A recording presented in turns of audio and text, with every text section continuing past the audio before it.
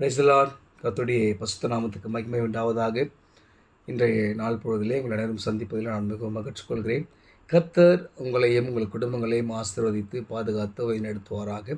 இன்றைய நாளுக்கான வேத வாக்கியம் சங்கீதங்களின் புஸ்தகம், தாவீதின் சங்கீதங்களின் புஸ்தகம் 90ஆம் அதிகாரம் 14ஆம் திருவார்த்தை. அருமையான ஒரு வார்த்தை வாசிக்கிறேன் பாருங்கள். நாங்கள் எங்கள் வாழ்நாளெல்லாம் களிகூர்ந்து மகிழும்படி காலையிலே எங்களை உமது கிருபையால் திருப்தியாக்கும். கிருபையால் நாங்கள் எங்கள் வாழ்நாள் எல்லாம் மகிழ்ந்து என்ன சொல்கிறது, களிகூர்ந்து மகிழ்ந்திருக்கும்படி எங்கள் வாழ்நாள் எல்லாம் நீங்கள் என்ன பண்ணுங்கள், எங்களை உங்களோட கிருபையினாலே திருப்தியாக்குங்க. எனக்கு அருமையானவர்களே, இன்றைய காலகட்டங்களிலே நாம் எதையோ நோக்கி ஓடிக்கொண்டிருக்கிறோம். இப்படி தான் வாழணும், இவ்வளோ ஒரு வீடு கட்டணும், இப்படி கார் வாங்கணும், இதெல்லாம் சொல்லி அநேக காரியங்களை நாம் மனதில் வைத்துக்கொண்டு நாம் உலக பிரகாரமான ஓட்டங்களில் ஓட்டிக்கொண்டிருக்கிறோம். ஆனால் காலை பொழுதில் நாம் எழுந்துக்கும் போது நமக்கு ஒரு சந்தோஷம், மன நிறைவு, சமாதானம் இருக்குதான்னு சொன்னால் கண்டிப்பாக இல்லை. அது ஒரு பெரிய கேள்விக்குறியாயிடுச்சு. இன்றைக்கி நாம் அதை தான் சிந்திக்க அழைக்கப்பட்டிருக்கோம். நம்ம என்ன தான் கோடி கோடியாக பணம் வச்சுருந்தாலும், வசதி வாய்ப்புகள் பெருகி இருந்தாலும், 100 பேர் நம்ம கீழே வேலை செஞ்சாலும் அந்த இரவு தூக்கமானது கேள்விக்குறியாக இருக்கிறது.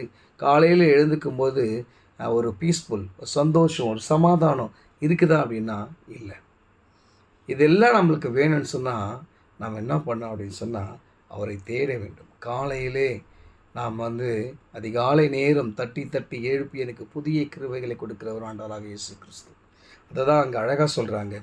எங்கள் வாழ்நாள் எல்லாம், நாங்கள் எங்கள் வாழ்நாள் எல்லாம், ஒரு நாள் 2 நாள் இல்லைங்க, ஒரு வாரம் 2 வாரம் இல்லை, மனிதன் கொடுக்குற பிரகாரமான ஒரு சமாதான சந்தோஷம் இல்லை பரிகாரங்கள் மூலமாக கிடைக்கிற சமாதான சந்தோஷம் இல்லைங்க.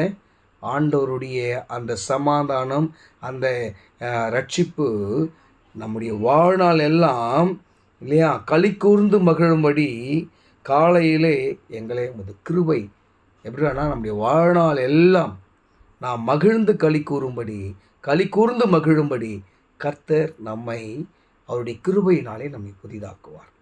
நீங்கள் விசுவாசிங்க, கர்த்தர் உண்மையாகவே பெரிய காரியங்களை செய்வார்.